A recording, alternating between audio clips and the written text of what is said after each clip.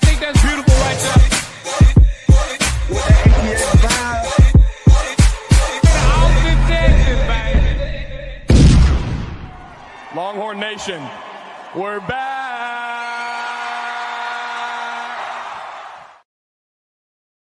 All right, welcome back to the episode of Fire the Cannon. I'm Rocky. And I'm Megan, and we are Fire the Cannon.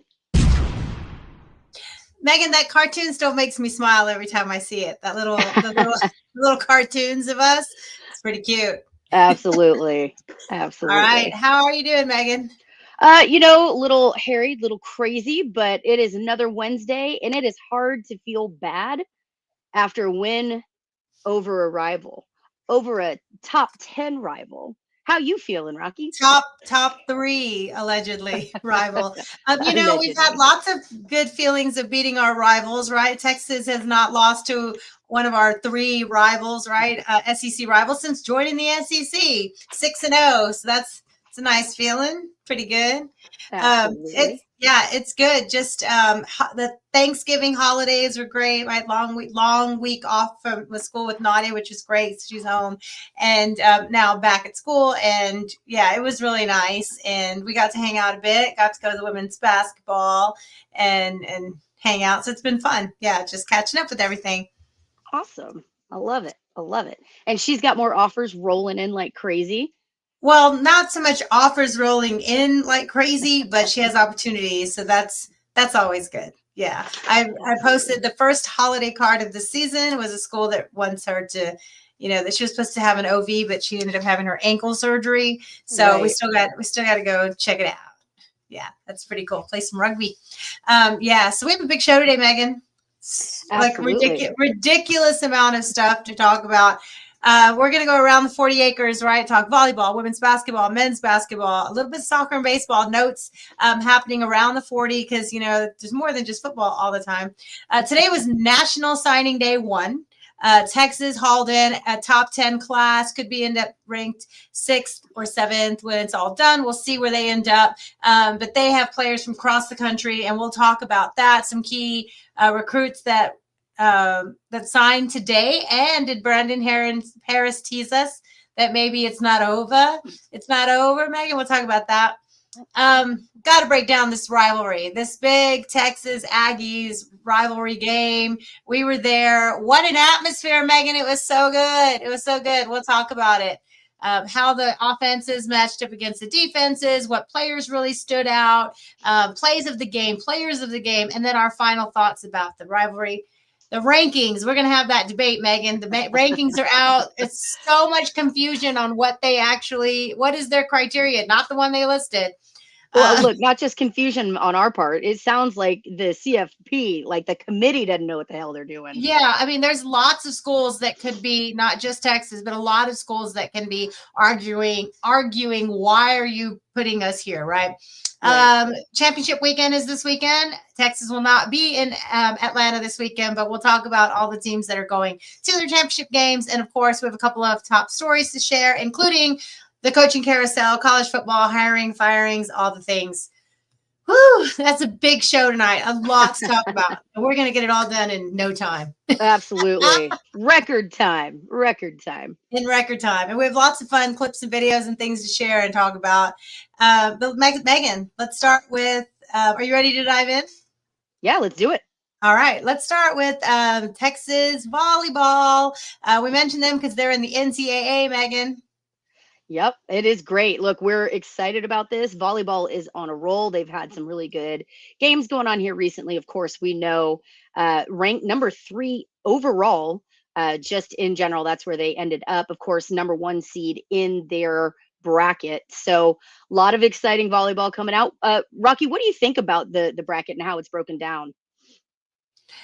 I think Texas definitely deserved to be their number 3 overall, one in their part of the bracket, right? So I think that's well deserved. We know they only lost to 2 teams this year, the Aggies and Kentucky. One they were able to avenge later in the SEC Championship. The Kentucky one, not only did they get swept at home, they got reverse swept in the SEC.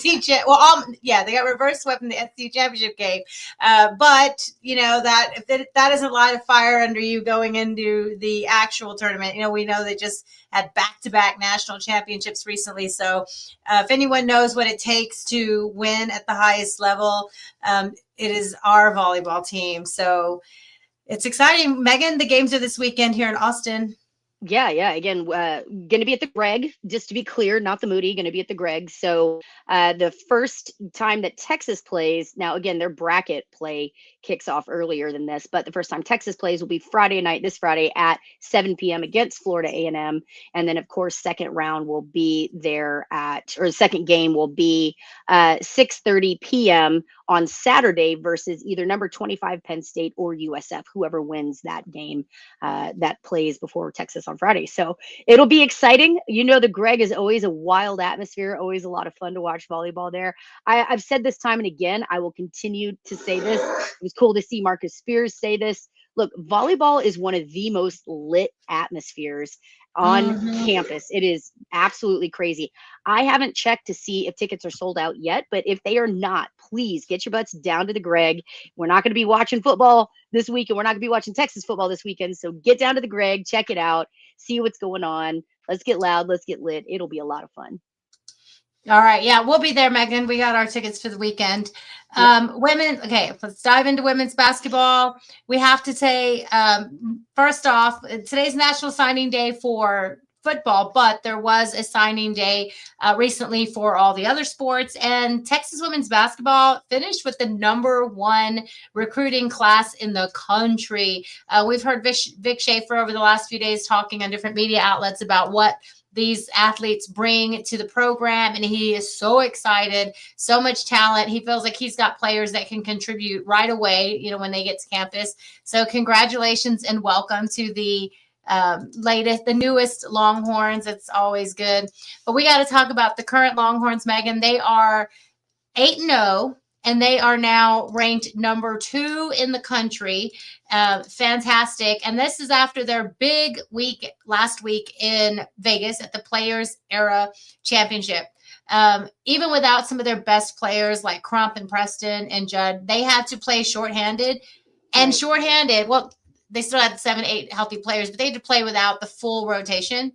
Megan, they beat #3 UCLA and #2 South Carolina. Yeah, look, finally got that South Carolina monkey off their back, right? That has been one that's kind of been plaguing. We know Dawn Staley, of course, national champion. She always fields incredible teams. So that had been kind of a thorn in Vic Schaefer's side and this Longhorn team's side, and got that down and found a way to win, and it was an exciting game. So now, as we note, this is a tournament, not conference play. So this does not count against official conference record, but always great to see Texas find a way to win against South Carolina. So that's really promising for the season, moving up to #2. Now, again, perhaps this is a little bit of UTSD here coming in.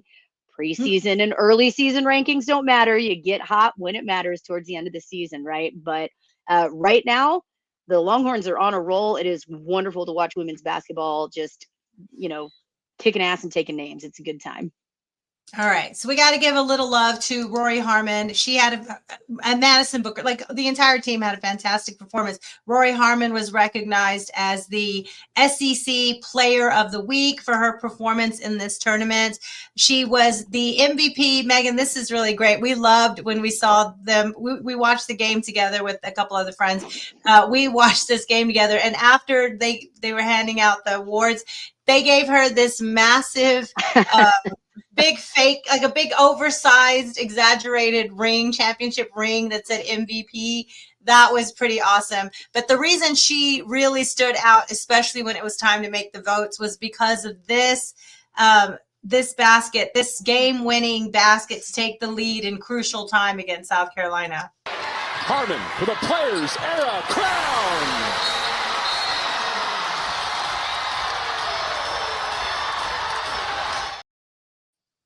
We were talking as it was leading, it was going back and forth. You know, 3 free throws were being missed, then they were being made, and then South Carolina missed theirs, then they started making theirs, and it was a back and forth brawl in the last couple of minutes. And you and I were saying, who they're going to put the ball? Who's going to have the ball in their hands? Is it Madison Booker? Is it Rory Harmon? Who's going to have the ball in their hand when it mattered most? And it was Rory Harmon. And what a just, you know, all the comeback story from her injury. It's so special for her to to play so well. And she broke the Texas record last week for most assists, 777 assists. Which is So incredible. Well, and again, that's something that really should be celebrated. I think Vic Schaefer does a really great job of having all this massive talent on his teams, but still finding a way to get everybody the ball, right? There are a lot of teams you see, and I think sometimes you see a little disparity with the men's and women's game. You got one or two big superstars, but with the women's game, right, and the men's game, and they're the ones that have the ball most of the time, but with the women's game, a lot of team play, a lot there. So it's really cool to see, you have assist leaders and point leaders, and you've got several stars that coexist on the same team. It's a lot of fun to watch, man. Yeah, and they're going to have even a more embarrassment of riches with the top recruiting class coming in too. Coach Schaefer, this is what he had to say to the players after their back-to-back, dropping down number 2 and number 3. Pretty special day on Thanksgiving to culminate 2 days. As they'll tell you, I don't know that I've ever seen anybody go back-to-back in 48 hours, play number 3, number 2, and beat them within 48 hours. But it's just the potential. But there's enough in this room to do it. It's so hard to get to a point where you have a team that you can say that about. What y'all done in 48 hours, really hard to do, but to do it our way, to do it our way, you did a great job. All right. Oh, I like when you mentioned earlier that the early rankings don't matter as much, but he reminds them this is potential. Like, this is what you can do. And there's going to be times later when things get tough. Like you mentioned, they were down at the half of one of these games, and he just told them, like, get to this point and get to this point and then keep chipping away. So there's going to be later where that potential, that experience, grinding it out and knowing it's in them is really going to pay off. Absolutely. Absolutely. Now, another big game coming up for Texas here at the Moody tomorrow, as a matter of fact. So there's basketball going on. Men's basketball is going on right now. We're not going to talk about the score because it's not super wonderful for Texas at the moment. Comeback potential at the half, hopefully. But yeah, Texas women will be playing at the Moody this Thursday against number 11 North Carolina. That's a 6 p.m. tip-off, and then again on Sunday at 2 p.m. versus Prairie View A&M at the Moody. So lots of basketball to be played, lots to go on, lots of fun environments to be a part of. Now you make me want to go look at the score. I knew they were playing, the men were playing tonight against it's Virginia, the ACC Virginia Challenge, right? Yeah, Virginia versus Texas. Texas is playing the home team as the home team right now, but Virginia is up 46-27 at the half. So we'll keep talking about the rest of the stuff going on in the 40. 46-27, 19 points. Yep. Yikes, that's ugly. Okay, I'm gonna just follow. Yeah, that's really bad.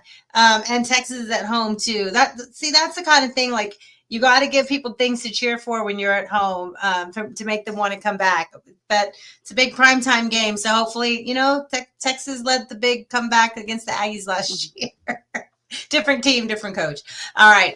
So yeah, the men, I guess they're getting beat down by Virginia right now. Hopefully they get a comeback. And then if you want to see them next Monday night against Southern, they have a better chance. I mean, Virginia is 6-1, respectable team, good conference ACC, but yikes, you're at home.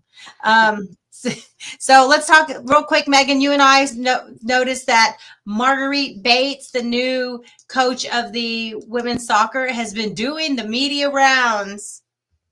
Absolutely. Look, Texas, as folks may be familiar with, if you are on the Twitters very much, Texas is pretty good at PR and pretty good at media and getting it out there. But yes, Marguerite Bates, the new women's soccer coach, has definitely been out there glad-handing, kissing babies, introducing herself to the burnt orange world, right?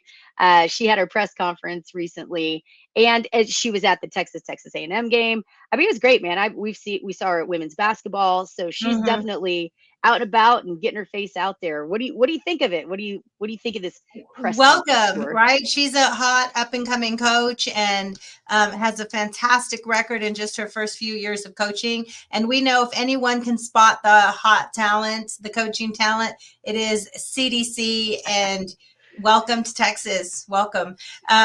Let's have a couple of notes. CB says, happy Thanksgiving, but we missed you last week, but glad you're back. CB loved Coach Vic talking about the Texas team. We'll talk about that, the controversy or the conversation around the CFP. Let's go defend that volleyball championship. We'll be there. Hope everyone else who can get there gets there.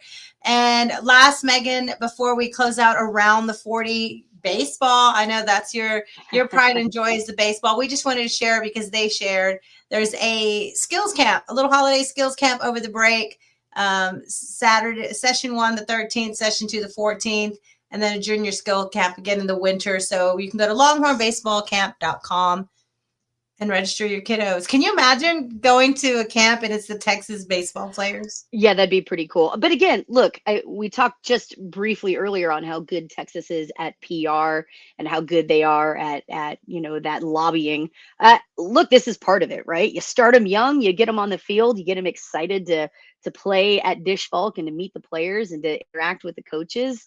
And yeah, man, it's an incredible opportunity to learn from the best. Tulo's going to be there. You got the players that are interacting, and you got some of the coaches too. So heck yeah, if you can get your kiddos signed up, do it. It's an incredible opportunity. Nice. That'll be fun. All right, Megan, let's dive into today's National Signing Day 1. I know you kind of follow signing recruits and stuff. I know, and I'm like a ridiculous crack fiend for what some 16-year-old thinks about coming to junior day. I love it. It's exciting. It's a roller coaster. It makes me happy and sad when, kids, they pick what's best for them, and sometimes mama influences, sometimes nowadays, especially agents and NIL and all those things influence. And it matters. It matters. That's for sure. Again, Brandon Harrison, we'll get to a couple of his comments later. He was day thing on the Longhorn Network. Brandon Harris made a comment that nowadays you have to, they're not just dealing with, the player and the parents or immediate family. They're dealing with agents. And he even mentioned, he specifically said, and some of these agents you're not just representing this kiddo, this young athlete. It could be another athlete coming in a couple of years, or an athlete, one of your own teammates that they already represent. Right. They share athletes. What do you think about that being an NIL, in the negotiations nowadays? I mean, look, I think it is smart, generally speaking, to have an agent, right? There's a lot of ins and outs of this. And as we get further into NIL and as we get further into the shaping of the current college landscape, you're going to need somebody to help you navigate through that. So I think it makes sense. I don't think it's any different than Jimmy Sexton representing half of the head coaches out there in the world, right? Exactly. I mean, look, it's part of the game. It's love it or hate it, you got to accept it. And it's something that, I don't think universities in general are uncomfortable dealing with agents. They've done that for quite some time. And that's part of the game now. So yeah, it's definitely interesting. And, I think that it used to be previously you would rely on players that you've recruited and that have committed to your school to help recruit your guys, right? To help recruit your targets and get their former classmates in to your school again. But now that bubble just expands a little bit to players that have signed and their agents, right? Like the agent, I think that can help, that can have a snowball effect. If an agent knows how to deal with the university, you build those good relationships. An agent's going to push a kid to going to one school or the other if that relationship is strong and if you can negotiate well. So yeah, look, I think in today's college landscape, look, this conversation 10 years ago would have been very different. But yeah, in today's college landscape, I think agents are a necessary, I don't want to say even evil. They're just a necessity. In business, right? It's business. Yeah. And it helps protect the kids too, the kid and the family's interests. So I'm here for it. I respect it. It certainly adds another layer of difficulty and another layer of recruiting that we haven't had to see or deal with in the past. But c'est la vie, right? That's how things evolve. So that's where we are, right? Okay, so we'll just kind of go through some of the key players that's a big class, 24, 23, 24. I don't know how many actually ended up sending in today. I need to go check. But let's talk about Texas was able to get players from California, Colorado, across Georgia, North Carolina, Florida, and of course, lots from Texas. Let's listen to first Sark's comment about the kind of player he's bringing in, and then we'll highlight a few of the ones. Really, I did that. And we'll highlight a few of the, I like to, always I have too many screens open. Here's Sark. When we talk about this recruiting class, every class has its own personality. Sure. So when you talk about the 2026 class, what is the makeup and what's the mentality of this class? Yeah, I think this just big picture, because I think, when you're at the University of Texas, we essentially can recruit almost anybody in the country at this point, and whether they're in state, whether they're on the West Coast, whether they're on the East Coast, and you're seeing it now. We've got 5 stars out of California, we've got 5 stars coming out of Florida, we got 5 stars coming from the state of Texas, right? So we can kind of sweep the board. And so how do you start to differentiate between the caliber of the players? And so we hold on to one thing that I think is very true. We never sacrifice character for talent. Because we could probably accumulate a ton of 4 and 5 stars, but if they don't fit our culture, to your point, now that culture is gonna start to deteriorate. And so we're very conscientious of the people that we're recruiting as much as the football player that we're recruiting. And I think that's something, when you're looking at this class, there's some really high level people on this sheet of paper that I'm looking at. All right. Thoughts, Megan, on the Sark's comments there? Yeah, look, I mean, I think he speaks the truth. And that's one of the things we knew. That's part of the reason we got him as a head coach, right? The guy knows how to recruit, and he knows what matters. And I think that's part of we talk about culture a lot. We talk about the fabric of what it means to make a team. It's not just talent. And I think, Rocky, you and I talk about this on the show often. I think sometimes it gets overlooked in the national media, but who you have and the attitudes they have towards your program, towards family, that feeling of Texas being family, that matters.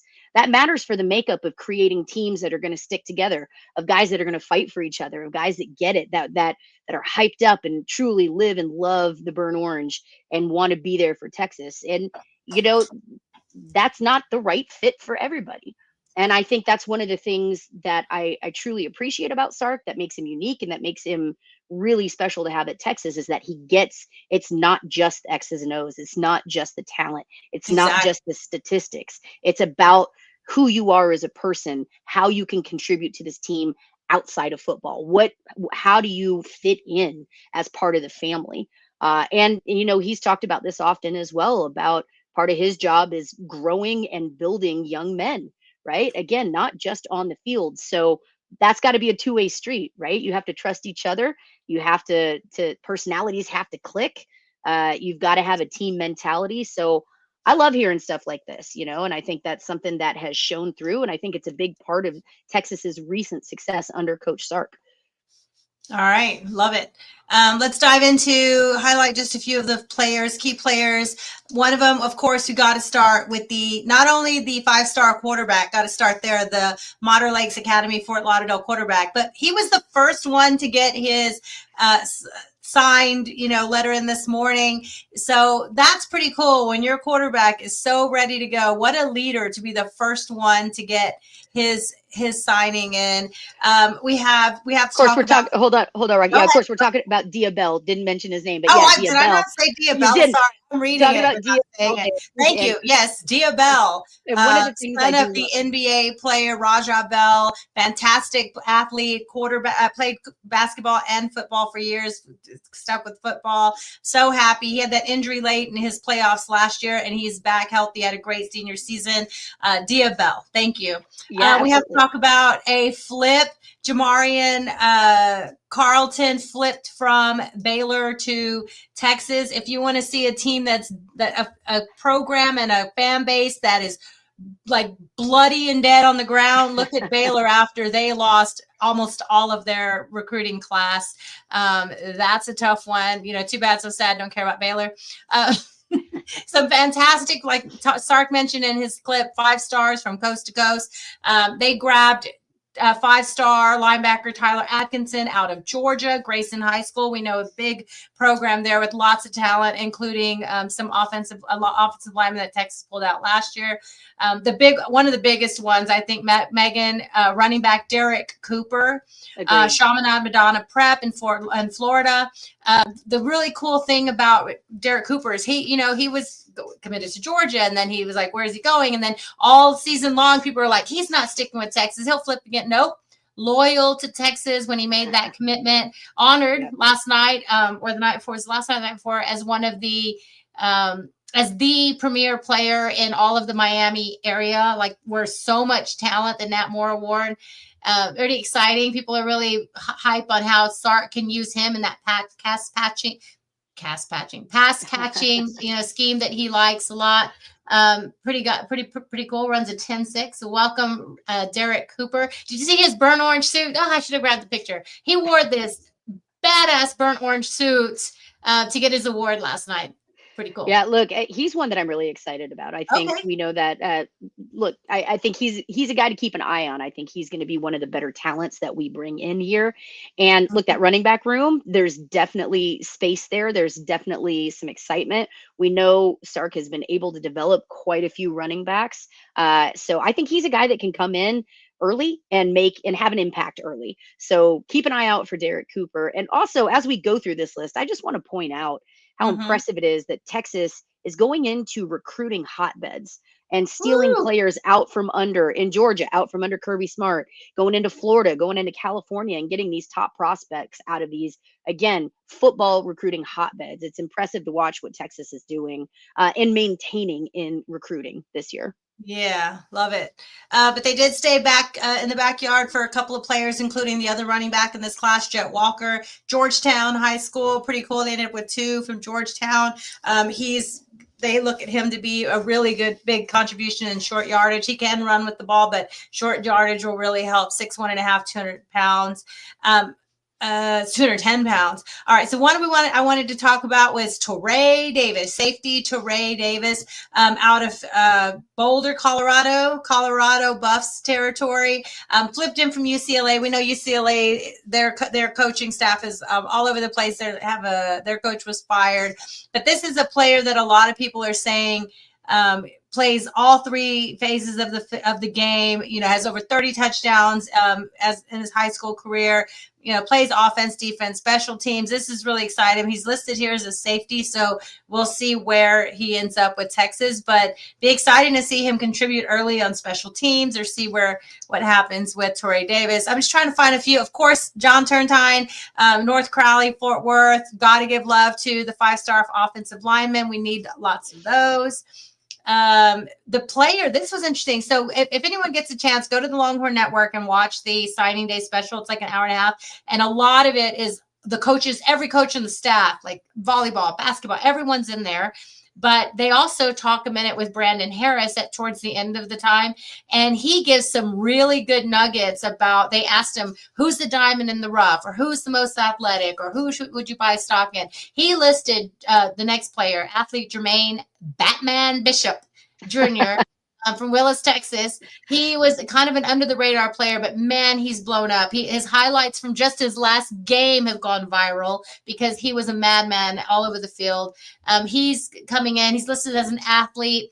The general manager of Texas football, Brandon Harris, said he considers him an instant impact player. He even said he's the most athletic in this class. He said, buy a lot of stock in him. He's going to be box office for us. So keep that name, Jermaine Bishop, Batman Bishop, keep that name tucked away, because if Brandon Harris has to say not only are you the impact, but the best athlete in the class, watch out. That's impressive. Cool. Look, while we're talking about names, I do have to give a shout out. I love me some crazy ass, like Keenan Peele, like names, right? that skit with their recruits or their players. Shout out to Virginia Tech. What do they got? Who currently has a Fat Rat, a Messiah, and I think a Purgatory. So what? the name. Now, Fat Name Rat is in, Purgatory.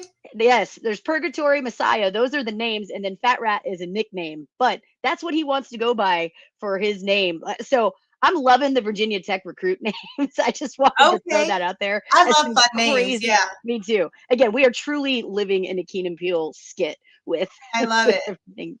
All right. So Jermaine Batman Bishop, we also got to give love to. Welcome to the Longhorn Nation, Samari Smoke Matthews. What a great name is that? And he sells gear, so you can go to his website. He has a SamariSmokeMatthews.com, and he's already smart kiddo, already making money off his gear. Smoke don't clear, he covers. Love it. Love it. So he's got gear for sale if you want to help him out. The Richard Wesley 4-star edge from Sierra Canyon, California, huge get. Lots of love for him. He even classified, someone mentioned him in the comments. He's only 16 years old. He was supposed to be 2027, classified still early, classified a year early, and still hasn't turned 17 yet. Wow. And Wild. he's still one of the top recruits in the country, even though he classified a year early. The billboards, we know Texas has done this at least last year. I don't know how many years they've done this. Couple years, yeah. Yeah, they take a whole billboard in your town, in your neighborhood, near your school. How cool is this to have this one, of course, up in Georgia Bulldogs country, a big old bulldog saying, "Welcome to Texas." That's very cool. I love it. Can you imagine having the billboard? Like, they spare no expense. Yeah, that's very cool. Again, Texas got the money, so put it out there. That's part of the reason you got to make your, you make your recruits feel good. You make them see things. You do things other schools aren't doing. I love it. I love it. All right. So I teased you with the Brandon Harris tease. Now let me play it for you. And I believe almost everything's done and dusted here. Yeah. Can you finally breathe? Not yet. Not yet. We got a couple more guys that are set to announce, and then we may have a couple more surprises as we end the rest of the week. Yeah. So, Hold on, what's that mean? What's that mean? potential tease. We just, It's made for TV. yeah, Yeah. we got to keep pushing all the chips in. So we'll see where we end up at the end of the week. Okay. Oh, he said they'll pushing the chips in, wheeling and dealing. Maybe with a couple people didn't sign yet. We know with all the coaching changes, and we'll talk about some of those later in the show, but LSU, Florida, UCLA, all the and coaches that are they on the hot seat or not, Baylor, all these coaches, there's ways to still sneak in and show them the stability at Texas and maybe some question marks or instability other places. So let's see how it goes. All right, Megan, what do you think? Who do you think was the biggest shock of the week as far as like recruiting news, flips or steals? Shock of the week? I don't know. I'm not good with shocks or recruiting. What I will say about recruiting is I was a little concerned that we haven't followed through with some offensive line stuff. So I know Coach Flood is going to be looking to the portal. Coach Sark talked about that directly, mentioned that Texas is surfing the portal real hard. So that is something for us to keep an eye out on. Again, we know that DJ Campbell is leaving. He's exhausted his eligibility. There are questions on if Robertson and Gooseby are going to be around too, because they have definitely earned themselves some money this year. So yes. A lot of questions on that O-line. Makes me a little nervous, Rocky, but we'll keep an eye on that. And Sark and Coach Flood, we trust. Yes.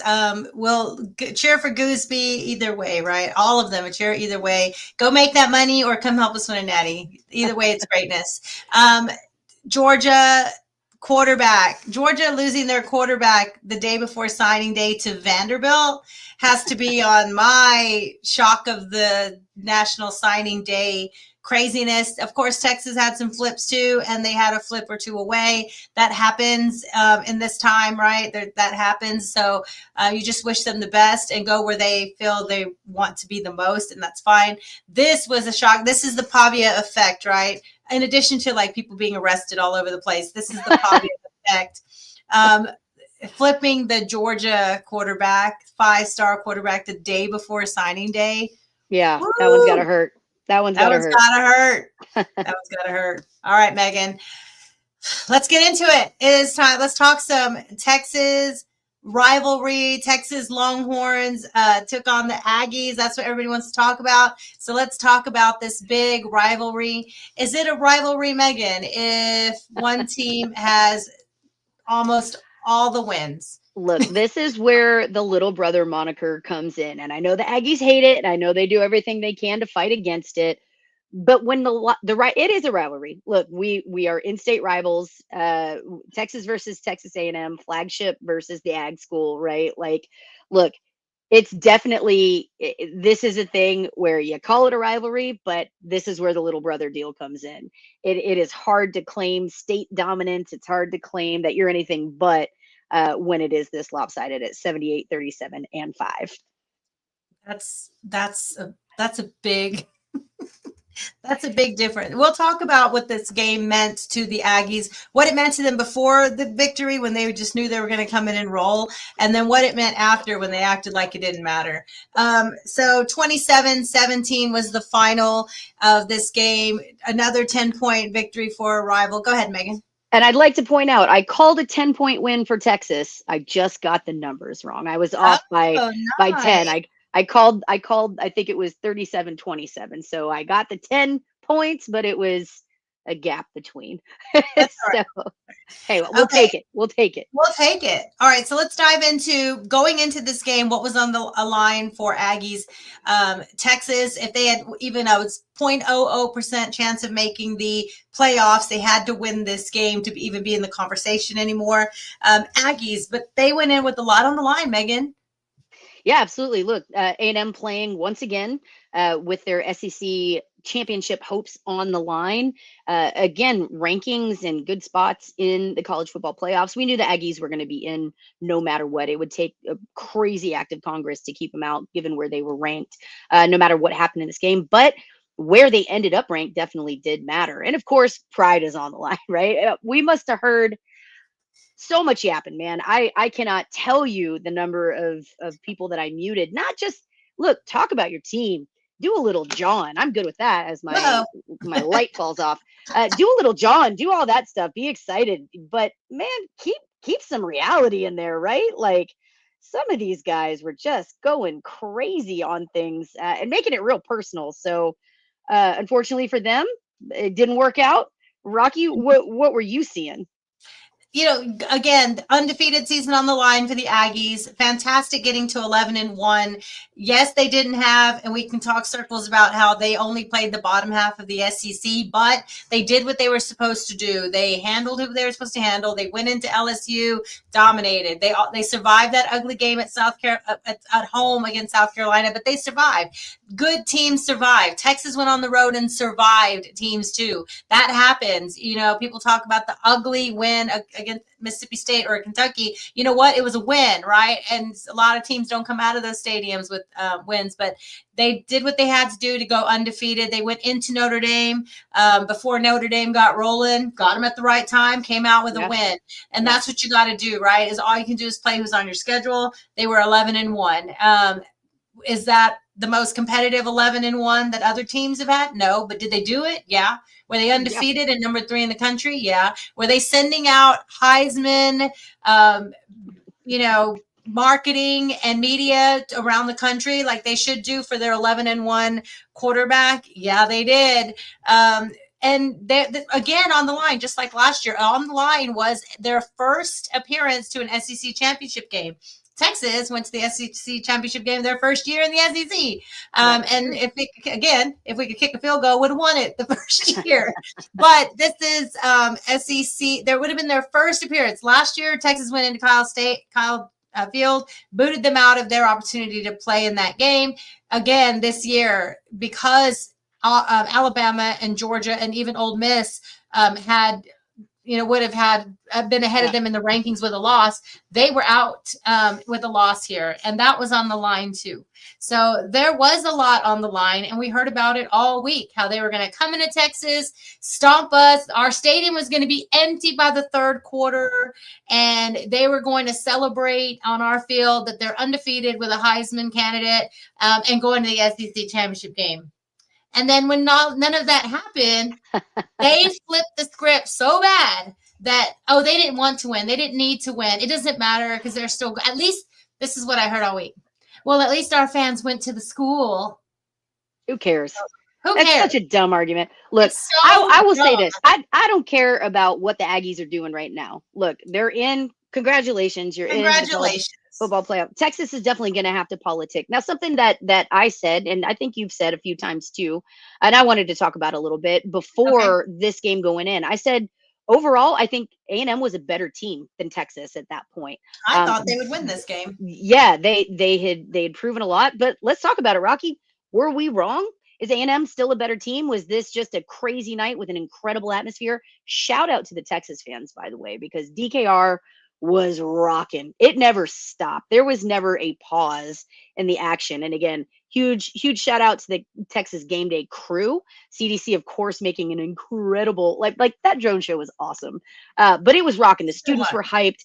The fans were hyped. Like even the old heads around me were hyped. Like my section tends to be pretty good about cheering and staying loud, but there's a few old heads that get a little, quiet at times, maybe a little bit of that wine and cheese crowd that we were accused of being, but man, everybody was freaking out. And let me say this, I am so excited because for the first time in my 43 years of going to football with my father, I got my dad to say, make him eat shit instead of go Horns go. Your dad said my father started chanting about the third quarter. Chanting, make him eat shit. I was so proud of him with that. It was just electric, man. It was contagious. You couldn't keep it down. It was so much fun. So let's talk about it, Rocky. Let's talk about the atmosphere. Let's talk about.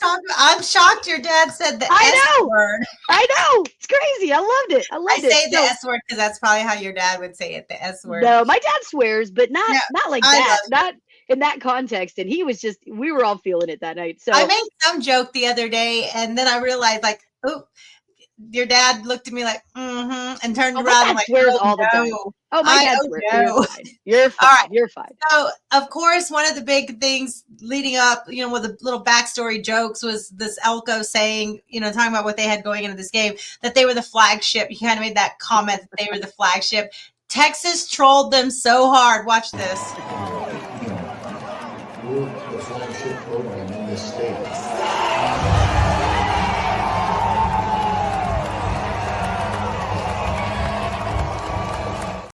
They play the clip of saying we're the flagship of the state or whatever, and then they start blasting sabotage and all. Psych. No, it was great. It was so funny. Yeah. There were so many moments just in production, right? That Texas really embraced this. And again, look, it's a little snarky, but man, it's a rivalry. You gotta give little brother a noogie, right? That's what you gotta do. Yeah. Can you imagine what video they had lined up for last year for their game had they had won, and they did not?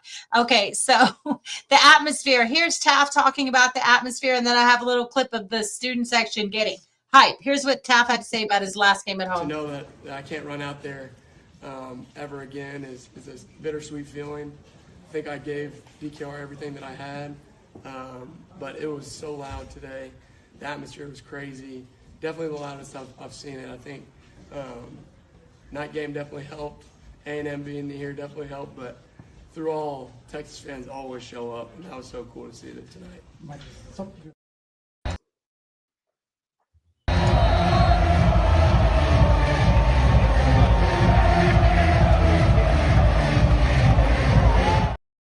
It was crazy. It was one of the best DKR atmospheres ever. Absolutely. Students showed up early. They were there, like the student section was full 2 hours before kickoff. Like they were there waiting to get in, getting their good seats. It was bonkers, man. Again, shout out to the crowd and everybody. Like when we were at Kyle Field last year, Kyle Field got loud. There's no question. Like that is a loud stadium, but they didn't sustain it. Like Texas went in and shut them down, right? And when Texas did something well at Kyle Field, the A&M crowd got kind of quiet, right? You could start to hear Texas fans more and more, but it was not like that at DKR. Even when A&M went up, even when A&M got a little bit ahead, even when like it never quieted down. Texas fans were loud and obnoxious the whole time. And truly, we'll talk about this a little bit later as we break down some of the plays in the game, but it really did. The crowd factored into A&M could not get they could not get themselves in sorts. Even Coach Elko mentioned, like, we did not handle that atmosphere well. And he said, that's the thing about the SEC. We were not prepared and we did not handle that atmosphere well. So that's probably as much praise as you're going to get from the Aggie coach, but take that for what it is. That's a big deal for A&M, for as much talking and jawing as they do about how great their fans are and how loud their stadium is, for them to come in and say, look, we couldn't handle that atmosphere. Hell yeah, man. I want to hear that every time. That was incredible. Every time. All right. So we know we had the drone show. Lots of videos have been posted up about the full drone show. It was amazing. It was new and different again. They actually had some drone activity as the team ran out. They had a player holding a flag in the drone lights. And then after the game too, there was drone action with, goodbye to A&M, Texas wins, whatever it said. It was awesome. The show band, we have to give love to the Longhorn band, the show band of the Southwest. They came out and they had lights on their hats that blinked and lit up, and it was amazing. Like, they really put on a show before, it was already dark by kickoff because of the time change and everything. So they were able to light up before the game and light up at halftime, which was really, I'm sure that was really fun for them. The captains for the game, because that's always is really exciting, especially a game like this. We had DJ Campbell, DeAndre Moore, Michael Taff, and Colin Simmons. I thought it would be all seniors, but it was not. We know, DeAndre Moore is eligible to declare, but Simmons still has another year for sure. So that was special. Like, those leaders for this big game, they all played well. They all played really well. Yeah, absolutely. It was great to see. So again, crowd definitely factored in. Texas was hyped up. Let's talk about it a little bit, Rocky. Like, I posed the question a little bit earlier. We had said going into this game, we thought A&M overall was a more consistent and better team than Texas. But do you still feel that way now after this game? Do you think anything changed? What are your thoughts on that? I don't know if they were overall more consistent, because they had struggles even the week, 2 weeks before that just a mess of a first half against South Carolina, and they did fight back and win. Can't tell much against Samford, but they have had moments where they were sluggish, and they beat Arkansas. Texas has too, though. Yeah, that's what I'm saying. But you're asking about the Aggies, that I think they were more consistent.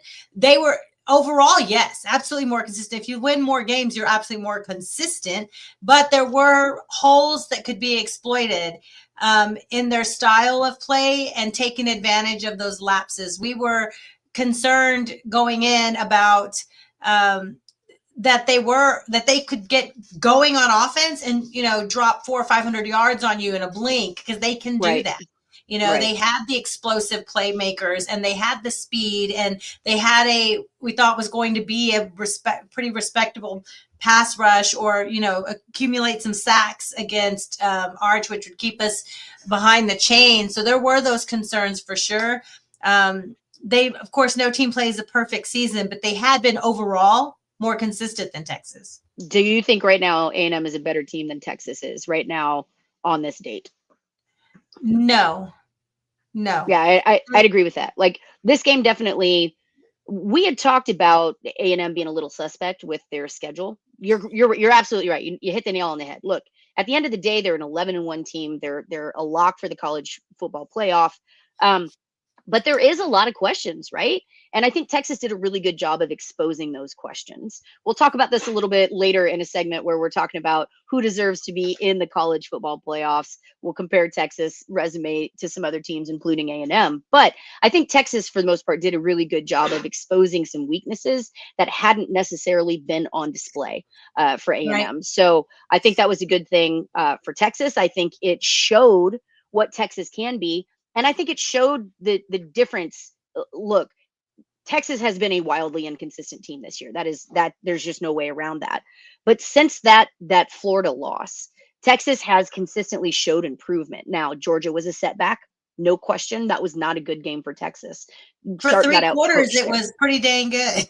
Well, that's fair. That's fair. Look, Sark ended up getting out coached there, but there was still improvement in different ways when you really look for it. That being Mhm. said, I think Texas, I mean, you can say this about every team. I know this is going to sound hyperbolic, right? But Texas is a completely different team at the end of this season than they were at the beginning.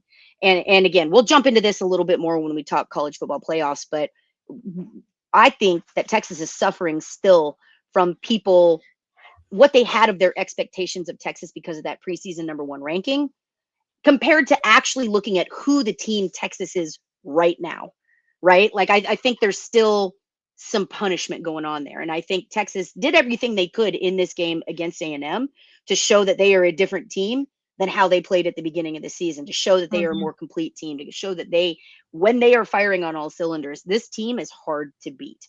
So, Rocky, let's talk about it real quick. Texas offense versus the Aggie defense. You had mentioned that a little bit, concerned that they might be able to corral Arch a little bit, maybe get some sacks there. Overall, how do you feel the Texas offense performed against A&M's defense? Let's give them a grade. Solid B plus, A minus. Considering the stats going into this game of how highly ranked Aggies were, third down defense and getting sacks, and they were not that high on turnovers. We talked about this last week that Texas was +10 and they were -5 in turnover margin overall after the first 11 games. That's not good. So they weren't getting a lot of turnovers, but they were getting pressure and sacks, and that makes a big difference in the ball, because they may not be their goal, to force turnovers as much as to force a punt or to get the ball back, right? So that's worked for them through the first 11 games.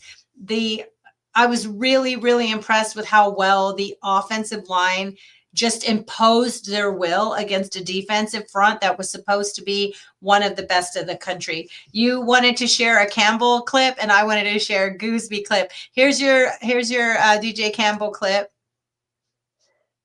Yeah. Look, I think we saw here DJ Campbell. Let's watch that again, because he finishes it. And stay down. Look, to me, that stuff that you put on film, that's the kind of stuff that's going to make he made some money this game. Yes. I'm just saying that. Like, we know DJ's going to declare for the draft. We know he's going to be there. That clips like this, to me, if I'm an NFL scout, I see that and I'm like, hell effing yeah, man. That's the guy I want on my team, because he goes through and finishes every play. He put the guy on his butt, and then he made sure he stayed on his butt. Then there was not going to be any getting up and chasing and second effort from the defender's part, right? So, heck yeah, I thought DJ had a great game. I thought he showed leadership. And again, shout out to the whole O-line. I thought they did, especially considering that this unit did struggle early with their communication, with finding the right guys and the right pieces. But man, since that Vanderbilt game, Flood has it figured out. Flood got this unit in order, and they really figured out what to do, how to protect Manning, and how to put guys on their butts. So let's check out that Gooseby clip, shall we? The great thing about this Gooseby clip, he's right in the middle of the screen. He's not even really trying hard. He just does it with the least effort. Watch. And looks to throw on second down. Manning with some time. Watch how the game goes fast. Has it, turns and looks to throw on second down. Manning with some time. He threw that 55 that he put on his butt. Yeah, look, man, he threw him like he was a sack of potatoes. Like, that's farm boy strong right there, right? Like, you slinging those big old sacks around. Like, look, he pushes them down and then looks for real work. Yeah, look, I thought this was probably one of the best games on film for the O-line. I think they did a phenomenal job. Now, I will say Arch did get sacked twice compared to Reed getting sacked once, but one of those I'm going to put on Archie a little bit. But yeah, look, the O-line overall had a phenomenal game. They answered that call because there were questions there. Could the O-line hold up to this A&M defense that can be really disruptive? And overall, again, Rocky, I have to agree with you. I'm giving the offense overall, I'm going to say an A, because I thought, along with the O-line, protecting Arch for the most part, I think Arch Manning, this was just a culmination of his growth as a quarterback. You really saw him make smart choices. There was only maybe one play that I was like, oh man, I wish you would have run instead of trying to extend the play there, right? Maybe only one, but overall, he has done such a phenomenal job of evading pressure, and finding the right guys, extending the play. That is something that he wasn't doing very well at the beginning of the season, and now it's seeming to come very natural to him. So I thought that was absolutely impressive. What were your thoughts there? Yeah, let's talk about Manning. He had incredible footwork, pocket presence, command of the ball, command of the offense. He understood what they were doing and why they were doing it. It seemed just he stayed cool and confident when things didn't go, great the first half. They weren't doing well the first half. They moved the ball and then would get shut down. Things weren't going great. He stayed cool and confident, stayed with the program. I'm going to show the 35-yard TD run because, wow, this is what put the game away. Well, it started to put the game away towards the beginning of the fourth quarter.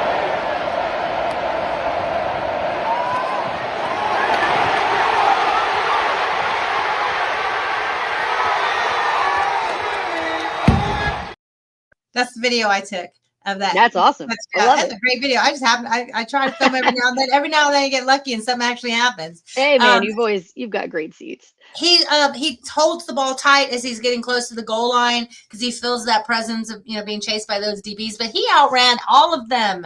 He outran them. He had moves.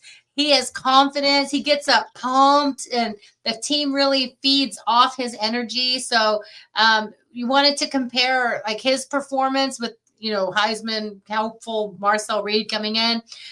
Pretty identical passing yards, 179, Manning 180, Reed. The difference, Manning threw for 1 touchdown, Reed threw for 2 interceptions. Right. That was the difference. And then Manning rushed for the touchdown. Reed did not have a rushing touchdown. Right. Yeah. Look, I think, and Marcel Reed is still a phenomenal quarterback. I'm not going to sit here and knock the kid and say that he's not. But the Texas managed him well. We'll talk about that in this next segment with Texas defense versus the Aggie offense. But overall, Manning, I thought, I love that you pointed out his excitement. Right. Once he got in, Manning late season versus Manning early season. We talk often on this show about the energy of the team and the vibes of the team, right? It might seem hippy dippy, but it matters. It makes a difference. And I really think the most fun for me and the thing that I've loved watching the most about Manning is, yes, he's always been a leader of this team, but watching him develop into a vocal leader and a visible leader, right? Like at the beginning of the year, he was a little more reserved, a little quieter. You didn't see that hyped up Manning on the sidelines. He was studying. He was under some pressure. He was under some stress, no doubt. But watching him loosen up and get comfortable and watching him just make this team his and him become this like hyped up, crazy leader that knows how to hype his guys up and get them crazy. For me, that was probably the most fun thing for me this season, like watching Manning go through that progression, seeing him run in there. We like to play the clip about him. This is our effing house, right? We're back in the effing crib. Him going up and being hyped like that.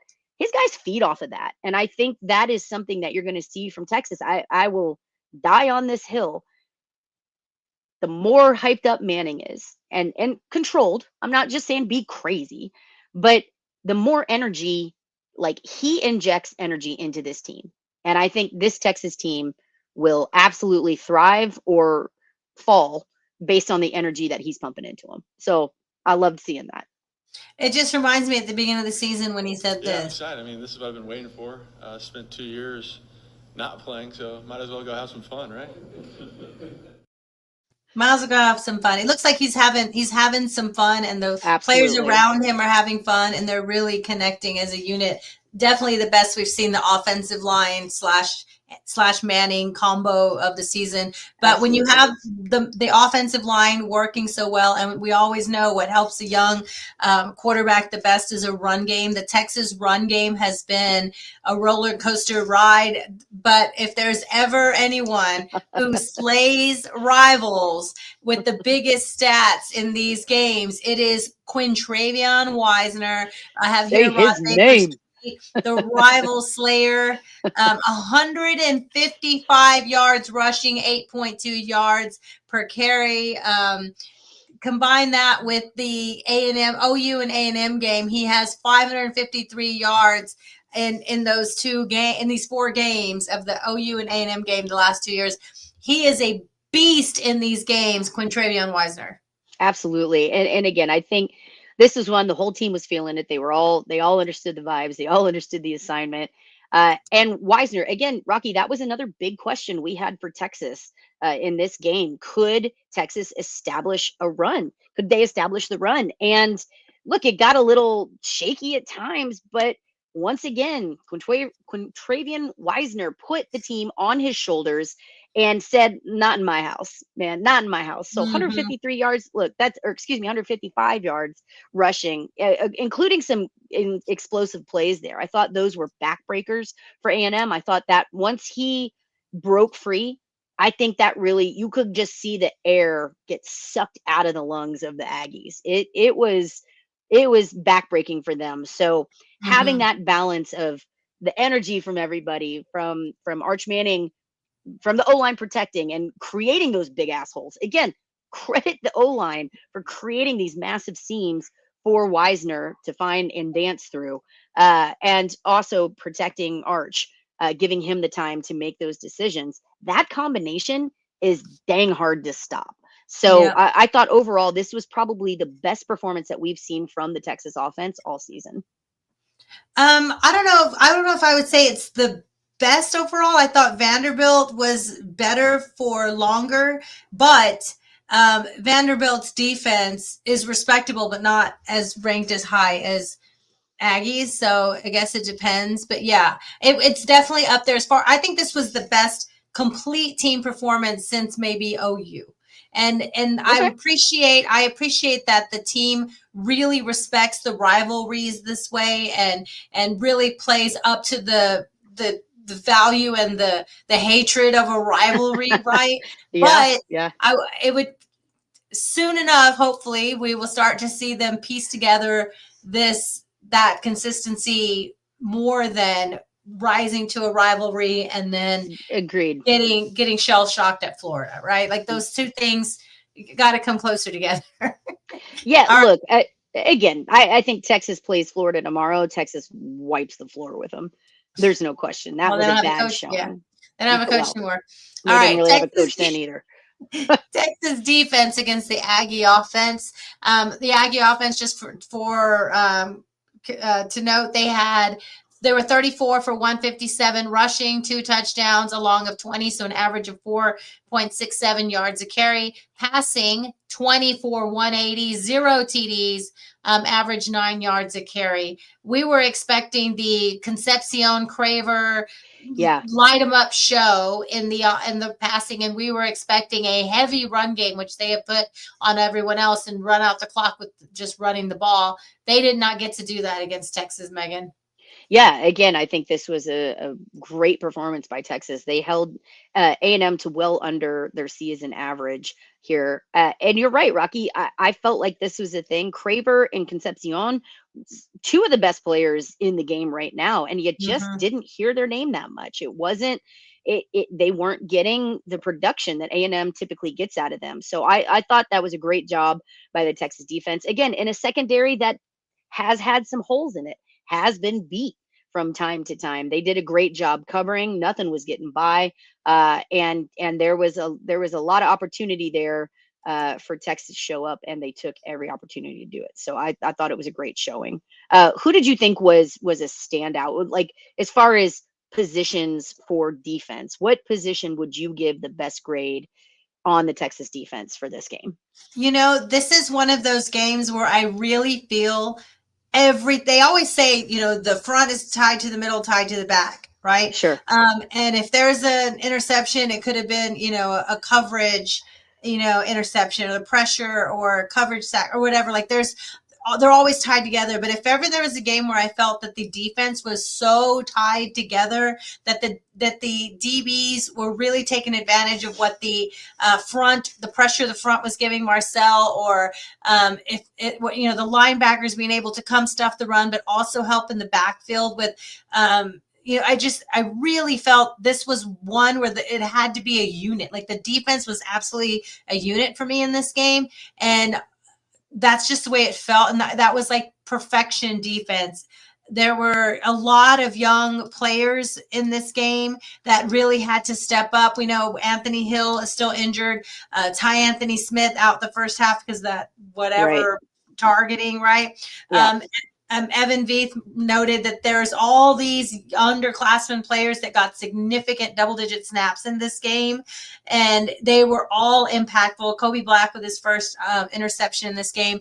But I think for me, the whole as a unit to hold this team to 17 points when they were putting up that many every quarter in some games, I would have to give the defense an A. Yeah. Including the turnovers. Yeah. Yeah, no, agreed. That was something that you had pointed out early prior to this game, that A&M was in the negative category for turnovers, and Texas was plus 10, A&M was -5. So look, that's something that the defense did really well. I thought they kept everybody contained. And again, those two critical turnovers right there at the end when A&M had a chance and was potentially going to catch up, maybe even it up. Texas slammed that door shut with not one, but two interceptions. And so again, by Taff and Kobe Black, I thought, I agree with you. I thought the unit as a whole played really well, but I got to shout out Colin Simmons, man. Again, especially with the absence of Ant Hill. And he was dying to play in this game. He wanted to play this. And senior night. Yeah. So Colin Simmons stepping up, and he was a beast. That kid was disruptive. Like, he would have been sent to the principal's office all day, every day. He was that disruptive all time. He was back there giving Marcel Reed hell. Even being held, like choked out, held. Right. Every play. And look, I don't want to be that person that fusses about the refs, but they were bad. They were bad. We'll talk about them in a minute, because you can't talk about this game without talking about the officiating, and we'll get there. Yeah, that's fair. But yeah, I mean, he was being held, running like Frankenstein, shoulder being pulled across. No holding here. Yeah, no, what is holding? Holding? What is this holding you speak of? Yeah, they don't know. But the fact that he got back there was still disruptive. He was double teamed. They had no answers for him. Right. So I thought that was great. And again, them having to focus so much on Simmons also gave other players opportunities. So just a great overall performance, but huge shout out to the linebackers and certainly to Colin Simmons there. Nice. We will get to our players of the game, where we will give some love to elite athletes like Ethan Burke and so on in just a minute.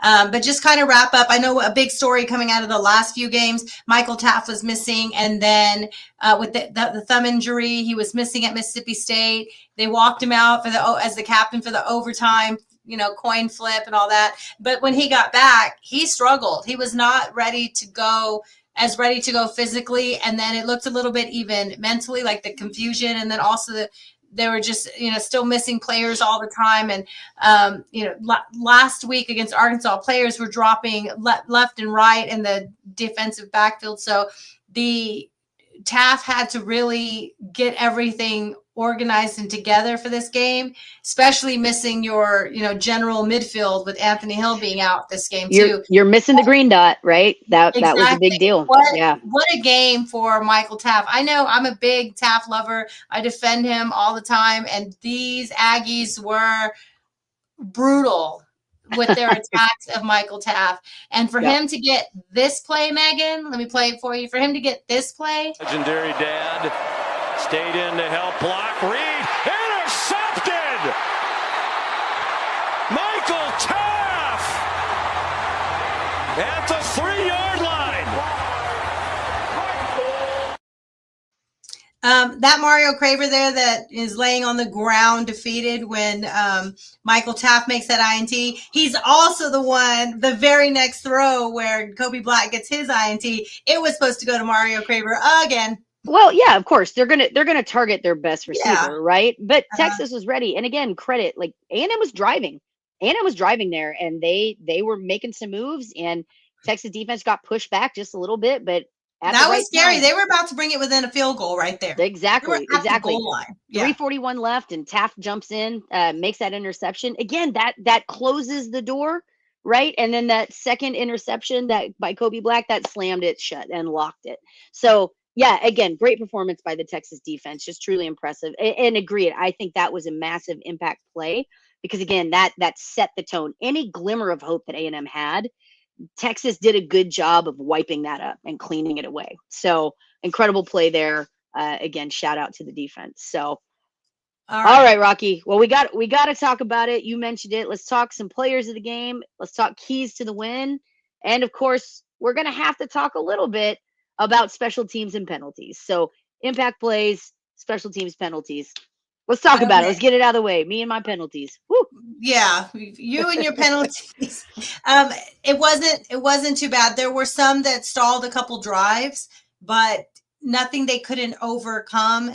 If anything, the Aggies were struggling with the penalties because of the impact of the crowd. You mentioned this earlier. Yep. There was a delay of game. There was a false start, at least one false start, maybe two, that were directly because of the crowd noise. Absolutely. I think there were 2 or 3 directly because of the crowd noise. Again, the crowd played a factor in this. I think that absolutely is the case. And again, Elko came out and straight up said, we did not handle the atmosphere well. A lot of that does go into penalties, right? And for the first time, look, Texas was 7 for 78, still not phenomenal, but a heck of a lot better than they've been. And 8 for 62 against A&M. So A&M's still better than Texas in that penalty thing. But one thing I did notice about the penalty, first and foremost, the officiating was bad. It was bad. Let's take off one of those penalties already, because that Jelani McDonald where he finished the tackle and dropped the guy. How many times did Georgia do that to Wingo in Athens? No call. They finish tackles like that all the time in the SEC. But when Jelani and the whistle hadn't blown. Whistle hadn't blown. When Jelani McDonald dumped that, was it Craver he dumped or whoever? 15-yard penalty. Yeah, look, that was rough and it was unfortunate. But what I will say about this, I want to emphasize that while Texas did, again, they were 7 for 78. I didn't agree with every call. Fine, whatever. It was the no calls to me that were really impactful as well. Mm-hmm. So many, like, I don't know what pass interference is, because there were so many opportunities for the refs to show that they understood pass interference and throw the flags, and they just didn't against Texas. I mean, we're talking tackling receivers. We're talking pulling their arms down a full 1.5 seconds, 2 seconds before the ball gets there. I guess I just don't know what pass interference is, because to me, those were textbook, zero question, not a doubt in my mind that should have been called. But what I will say with Texas that I'm proud of in the penalties, I like to harp on them. I don't love penalties. They're not my favorite thing. But I thought that Texas's penalties were kept to a minimum. The impactful, critical moment penalties were kept to a minimum in this game for Texas. That's really kicked their ass in previous games. And I thought they did a good job. Like, yes, they got some penalties called. I didn't agree with all of them, but for the most part, those penalties did not come at critical times in the game. So I thought that was a difference. Where they did come at critical times for A&M. Those false starts killed drives for A&M. 4th and 1 went to 4th and 6. Exactly. Yep. And they had it where, they're going to try to pull Texas off sides. They end up jumping, and now instead of going for it on 4th, now they're turning the ball over. So yeah, I thought Texas did a good job, at least, of minimizing the impact of the penalties that were called. Yep. All right. So the officiating was so bad. National media was responding on it. The announcers during the game were responding on it. Gary Patterson, who we know was on staff with Texas, was watching the game and he tweeted, "If I didn't know any better, I would tell you that conferences are trying to secure their spots in the playoffs with officiating." And if he says, if I didn't know any better, because no one has been more in the game longer than Gary Patterson. He knows if he says it like kind of half-assed, that means he means it. I know. I'm just saying, like, look, I don't know if it's time for tinfoil hat. Like, do you believe in those conspiracy theories? Like, do you think Do you think there are directive? Because again, I sound like a crazy person. I sound like the Texas fan that everybody thinks we are when we start talking like, oh, the refs are out to get us. But man, it is hard to watch these egregious no calls game after game after game, or Yeah. phantom calls against Texas and not feel like A there face isn't. mask that was actually grabbing a Yeah. jersey. Things Yeah. like that extended their touchdown drive. Their one touchdown drive in the second half was from like 2 or 3 ridiculous calls. Or 2-point conversions that weren't, right? Or catches this that, first down that wasn't. Megan, they reviewed this and right. said it was a first down. Watch this. Now, the line to make here He is needs the to make actual solid that line. Now watch the solid ball. line. Grayson Littleton comes up and gives him a hit. He's at least half a yard short. You can see it from 10 different angles. He did not make the line. They reviewed it for like 5 minutes and said first down.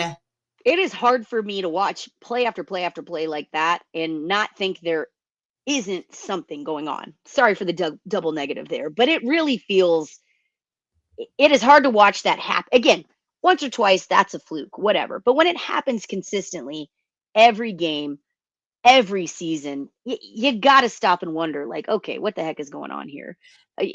Yeah. And I mean, nobody's had it worse than this year because it actually cost them not just games, but their coaching staff. You know, Auburn. Like there's been, they get hosed so bad, and they got hosed again against Alabama the other day so badly it costs them game after game. So at some point, how do you hold refs accountable for that's a great question. blatant, right in front of their face? A player will get mauled to the ground, a receiver with going like this with the, you know, they can't even get to the ball, and they just look away. And they just look away. I feel like that's a hard question to answer because there's no transparency, right? We've talked about this before. I think a great answer is what the ACC does. Like let the viewing audience into the review booth. Let them hear real time when they're reviewing something, but they don't review not pass interference. You know, no, they don't I review appreciate holding. I appreciate that, but I think that's I think to me that's the first step in the right direction when you know that you've got all of America listening in on your decisions and how you're making them. You have to show your work, right? As your math teacher used to tell you. I think that is the first step in accountability. Now, it doesn't cover everything, obviously, but when you get into those calls like that 2-point conversion, when you get into the calls like reviewing that first down that never was, I think having transparency is the first step in accountability there. I would love to see the SEC adopt something like that because again, it's hard to say that, oh, we didn't make the right call when everybody's listening in on how you made that decision and everybody can see it, right? Real time. I think that matters. I think that would help. All right. So let's dive into, Megan, our players of the game. I had, for me on offense, Quintravian Wisner, absolutely. Trevor Gooseby, let's say Peyton Manning, because I'm looking at the ESPN screen is popping up and Peyton's on my screen. Arch Manning, and I have to give love to Endries. We haven't even mentioned his name today, but when they needed him most in the biggest moments, he was a beast, Jack Endries, with massive catch and runs, just physical, that lit up the whole stadium. And then for me, defense, players of the game, Ethan Burke. We'll get into that in a minute. Ethan Burke. What a game. What a senior night. Fantastic performance. You mentioned Colin Simmons. We also have to give love to Leon Lafau, led the game in tackles, especially having to step up and fill those shoes with Hill and Ty Anthony Smith out. And then I'll give love to the young Kobe Black. Yeah, I love What did you have as your players of the game? So I'm going to cheat a little bit here. I know this might not be fair, but I'm going to give positions as player of the game. Again, first and foremost, Texas O-line, man. We talked about this earlier when talking about the offense, but watching their growth and seeing how much they've changed. And again, once Flood figured out where to put the right pieces, the right pegs in the right holes, I think that this O-line really figured it out towards the end of the season. They protected Manning. They were opening up holes for Wisner to run through. So, and again, we watched Gooseby putting people on their butts. We watched Campbell putting people on their butts. Like, I think these guys really made themselves some money, and they were the reason for the offensive success. Hard stop, period. Second position group that I want to shout out to, like, of course, we love Arch Manning. Duh. I mean, that's an obvious, right? But I've got to shout out to the tight ends, because I agree, injuries showed up. But I also want to give mad props to Nick Townsend, the true freshman. Yes. Who had been set up. He had been used in a blocking situation, and Sark called this beautiful play where you put Townsend in. So clearly you don't got to worry about him, because he's going to be there to block. Clearly he's blocking on the 2-yard line. He's blocking, Yeah. and he goes in for the touchdown. So for him to be ready in that moment, true freshman, ready in that moment when his number was called, man, he wasn't missing. So Good call, again, tight ends, great. Like, we had great production from them, but Townsend, man, got to give you the gold star and the shout out. Sorry, the burnt orange star there, and a shout out and a little bit of love. Defense, yeah, man, Colin Simmons all day long. I've got to give him a ton of love for what he did, again, especially considering that his counterpart in Ant Hill was out of this game. So really impressive performance there. And Rocky, I agree with you. Ethan Burke, my goodness gracious, talk about a man on fire. He was all over the place. The block field goal to start the game. Absolutely. Set the tone early. He played lights out on senior day, and I have a feeling that A&M offense is still having nightmares about Ethan Burke. Yeah, love it. Fantastic game for Ethan Berg. Very proud of him. And for special teams, we have to give love to Mason Shipley. He made a couple of really tough field goals. And if you weren't in the stadium, you might not have known that the wind was swirling. Yeah, it was a crazy. windy, cold day, right? And on the east side of the stadium, the wind, you could see the flags are blowing all to the north. And on the west side of the stadium, the flags and, the different things, whatever, are all blowing to the south. It was a whirling wind inside DKR on Friday night, and he made 2 40-plus yard kicks in that game that were crucial to pulling away. He made it 3-3, and then he got it to 10-6 with that second field goal. And those were huge because the wind was scary at that time. Like, you could look up and see the big Texas flag was going crazy. Those were great kicks in that wind. Yeah, agreed. Shipley really stepped up when we needed him. It was nuts. Again, I sit in the north end zone, right? So I see the field and the wind pretty well there.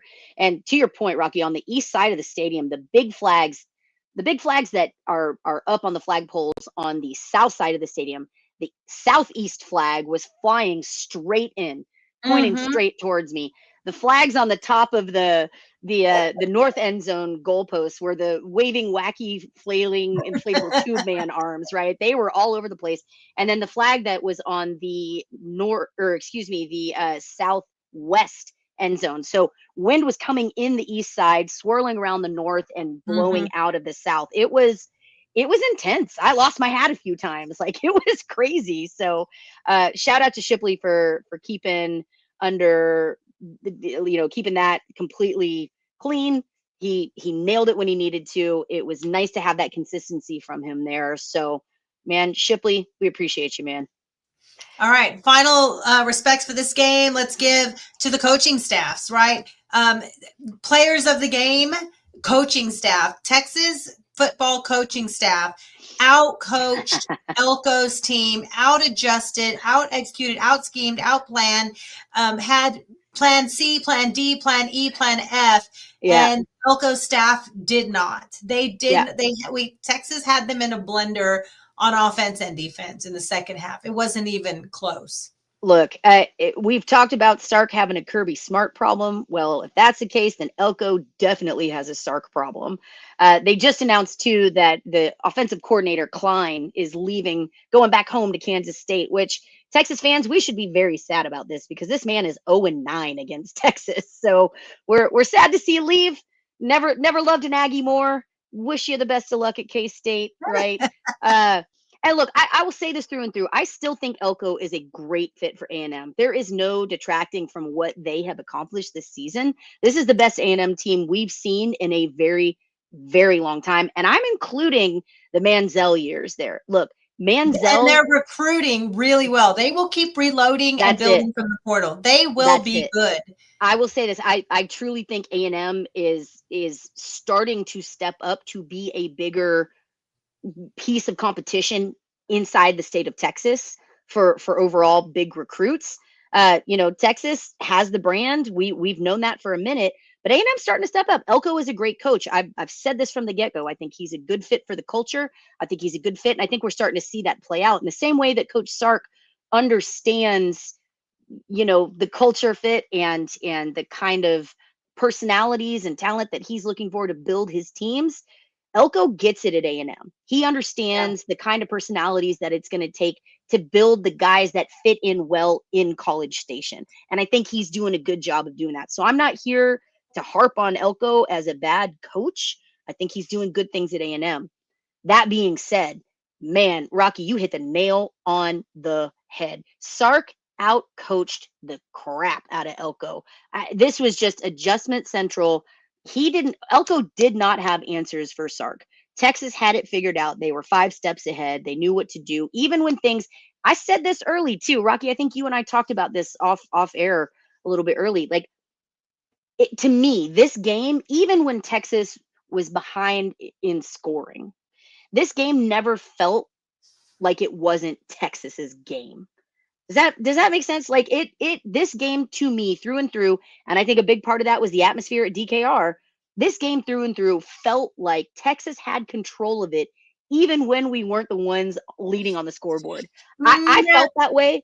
For me, I felt that way through it. Even at halftime when things were close, I was like, look, nope, zero worries in my mind. No, like, I had felt worries. Like Texas was dominant there. I had all right, that's fair.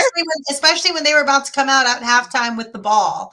I felt good about them not scoring going into halftime. And we talked about this last week, Kirby Smart's, that was a momentum shift. Yeah. The last 4 minutes of the first half, the next 4 minutes of the second half. Texas was able to hold them out from scoring before the half. And I was really worried about them scoring right when they came back out with the ball in the second half. And Texas had them punt, coming back out of halftime.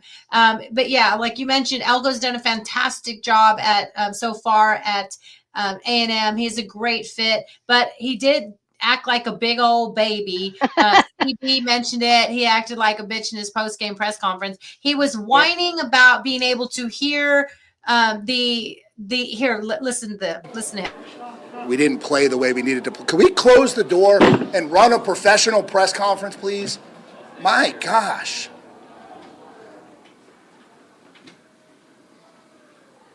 Sorry. No, really? Okay.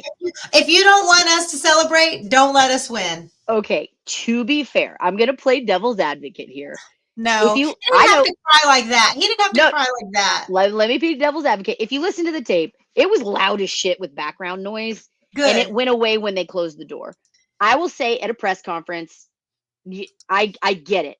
I like that even when the doors were closed, you could still hear the celebration. So I agree. You don't want to hear celebration, win. No question. No question there. But I can appreciate, apparently, and this has come from a lot of the press, even the Texas press coverage, they said that the security guard or the cop, there was a police officer there that was like holding the door open for some reason to let a lot of people in and out, and that was causing disturbance. All of that being said, what I took away from that post-game presser from Elko is that man's emotions were raw. We hurt his feelings. We did. Because he was wearing those feelings on his sleeve. I get it. I appreciate that you have feelings about it, but the way that he snapped in that moment, look, I don't ever want anybody to tell me women are more emotional than men. Shut that shit down right now, because men got them emotions and they cry too. And that right there showed me that Texas got him all in his feels, and truly, I mean, that rattled him. I think they went in really, truly believing that they would have this game put away. They were going to be 12-0. And I think that emotion that you see from Elko on something kind of trivial, I think it really really shows through. I am not getting first and Miracle foremost. Martinez says you're getting soft, Megan. I agree, Listen, Miracle. She's making excuses for Elko. I'm not making excuses. I'm just He keeping was shit being a real. big old baby. I'm just keeping it real. I get Okay. it. I'm just saying. I agree. I think the way that he acted shows that Texas got to him, and I love. You want to know what else showed he got to him? Listen to Third and Longhorn. This is the best clip ever of Third and Longhorn. I don't know if y'all remember the post game last year from Mike Elko. He said, "We got physically outmatched." I don't remember the exact words, but he said, "And that will not happen again." And a lie detector determined that was a lie. Yeah. Look, I've said this. I think Elko is a good fit for A&M, and I think he is starting to learn what a lot of people know. Like, he is starting to understand why the little brother moniker. Now, I don't think he thinks they're little brother, but he's starting to get it. Right. But he's starting to get it. He's starting to understand, shit, this Texas bullshit is really getting under my skin. These annoying. And here's the thing, I can't fuss too much because they keep beating us. Right. So I like to see a guy that's generally composed. I like to see him fly off the handle a little bit, because to me, that says that my team is getting under his skin and pissing him off, and he doesn't have answers. I love it. I mean, I love it, but it's kind of funny, you know. It's kind of funny. We're not even going to get into all the silliness on Twitter this week from silly people, but we do have some little fun. This is Von Miller, you know, the best Aggie ever to play football, in my opinion. Yeah, absolutely. Super Bowl champ, MVP, like just elite athlete and good human who does a lot for his communities. Von Miller had to wear that man is in hell. He had to wear the Texas Longhorn jersey. There's a couple other players who had to wear it too, but I think that's do you know who he did? Because I know that the Commanders played the Broncos, which was also pretty funny because you got maroon against orange in that game as well. And we know the Broncos are like chock full of Longhorns. Do you know who specifically made the bet with Von Miller to wear the A&M jersey? Would it have been or the Connor Texas jersey? Williams? Because when Connor Williams with his Dallas Cowboys, he wore 5-2 because it was 512 area code for Texas. So it's possible. I think it's Connor Williams that's now with the Commanders, because you can see they're in the Sam Cosme. That's right, Sam Cosme. Thank you. Thank you. Not Connor Williams, Sam Cosme. Sorry, I always get them confused. Thank you, CB. Yeah, man. That's again, just side note. The Commanders and Broncos had a ton of Longhorns on the field for both sides. That's awesome. Yeah, they did. I love it. Okay, but let's wrap up. Final thoughts, Megan. Final thought about this game. I would just like to say physicality that is deserving. A rivalry is deserving of this level of physicality. Both teams had big hits. Both teams played hard. One just couldn't hang with the other as far as the scheme started to wear them out. But I would just like to say that the physicality and toughness of this rivalry and this performance on offense and defense and even special teams, they did not get they had one breakaway with a couple of missed tackles, one good run on a punt return. Maybe it was a punt or kick return, whatever. But outside of that, all three phases of the game really brought it to the Aggies. Yeah, look, final thoughts on this. Horns up forever. Until the day that y'all can even remotely catch up in this, you will forever be little brother. I was impressed with Texas from start to the finish. I thought that this team showed resiliency, and I thought this was a great indicator of how much this team has grown from the beginning of this season to now. A little bit sad, because I wish we had some of those games to do over again now, right? But look, I will forever enjoy this game. I thought Texas played incredibly well. I agree, Rocky, physical as hell. The other thing too is I liked seeing the fire from Texas, the energy from Texas. They didn't let emotions ruin their play. So I thought it was a good balance of playing with emotion, but not being emotional, if that makes sense. Especially when they had such influence by the referees too. Yeah, absolutely. All Absolutely. right, Texas wins 27-17, but we can't talk about the Aggie game and the rivalry and all that without paying real attention to the real world, right? In the real world, there are tragedies and there's sadness, and we have to mention and honor Brianna Aguilera. She is, I saw CB, you've made a couple of comments in here too. Rest in peace. This young woman is a sophomore at Texas A&M. She's from Laredo. She was in Austin with friends celebrating the game and tailgating with friends. Tragic accident. We don't know yet. They're going to keep investigating. But it's reported that she fell 17 stories from one of the apartments on West Campus. It is a tragedy. It is very, very sad. I really hope her family gets justice or truth or the truth of what happened to her, and justice if there is anyone that needs to be held accountable. There's lots of great places reporting on the stories. You can go find more about what happened to her, but beautiful, intelligent young woman who had her whole future ahead of her, and don't wish tragedy on anybody. Look, I know we have some students that listen to this podcast, so please, you guys, if you know anything, it was initially reported as a suicide, but there's a lot of things that don't add up. There were a lot of people in that apartment. Somebody knows something, somebody saw something. So please, if you know anything, you can call in anonymously, you can call in, but this family deserves truth and the family deserves closure. And there are a lot of things that are just not adding up from what APD has said. So if you know anything, saw anything, if you know anybody that was there, please encourage them to call in. Again, you can call Austin Police Department. You can call in anonymously. You can give tips anonymously. I highly encourage y'all to do this, please. If you guys know anybody or know anything, truly, please let authorities know. Yes. So condolences to her family, and there's also a place to donate. There you can find their GoFundMe if you want to contribute to all the things the family will need. All right. So on that note, more sad. This is not the same sadness at all. College football rankings are out. This is great news for a lot of teams, not great news for Texas right now. People were hoping that Texas would at least be maybe top 11, 12, something like that, to have a shot at making it into the tournament. This is the rankings as they came out. We'll just look at them quickly, Megan. Anything really stand out to you? Anyone too high, too low? You want to know the thing that stands out to me with my broken ass brain is that the first, the top 9 teams are very Christmassy. It's all red or variations of red and one green. Almost everybody's red and green. I know, it's crazy. That's what I'm saying. Look, I think something that stands out with this, Oregon high, Texas Tech, congratulations for buying your way in. And that's honestly not a snarky comment. We've talked about this throughout the season.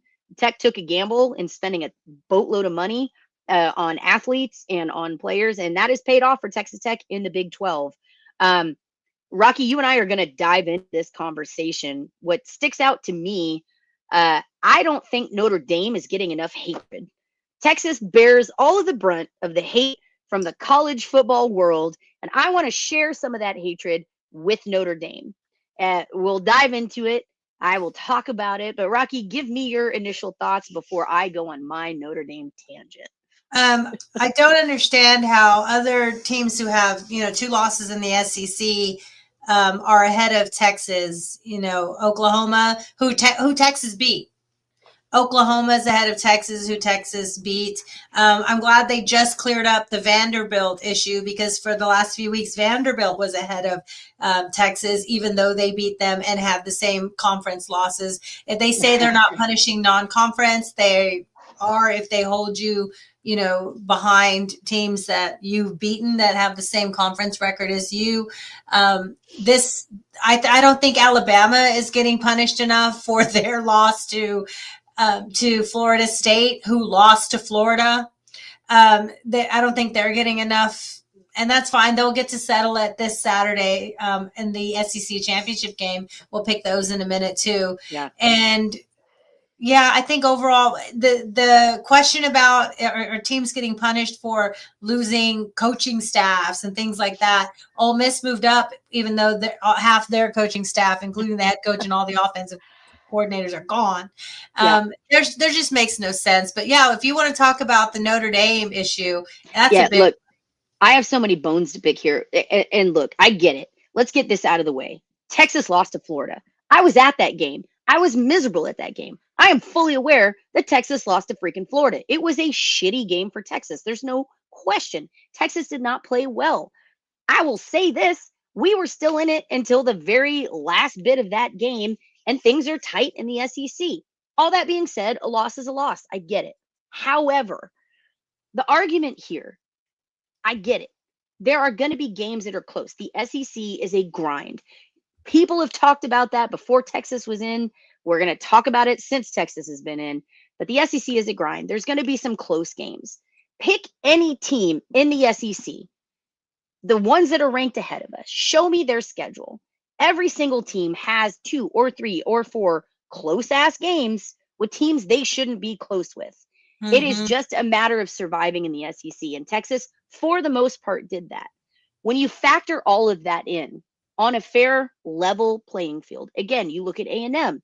They needed a 31-point comeback to beat South Carolina by a singular point. At home. By a singular point. All right. Florida played close with a lot of folks this year. Georgia had close calls. I'm just saying, Auburn got screwed by refs. If it wasn't for the refs, Auburn would have beaten Oklahoma and Georgia and Alabama. Right. So my argument here, like, if you're going to take away, let's take away these SEC games for a moment. When you look at the body of work and the strength of schedule, it sure is hard not to feel like Texas is getting punished for taking on Ohio State at Ohio State the first game of the season, who, by the way, Texas played closer in that first week than anybody played Ohio State the rest of the year. It is hard to feel like Texas is not getting punished for scheduling difficult away games because, look, I will say this again, the Florida loss was trash. It hurt. I'm not saying it didn't.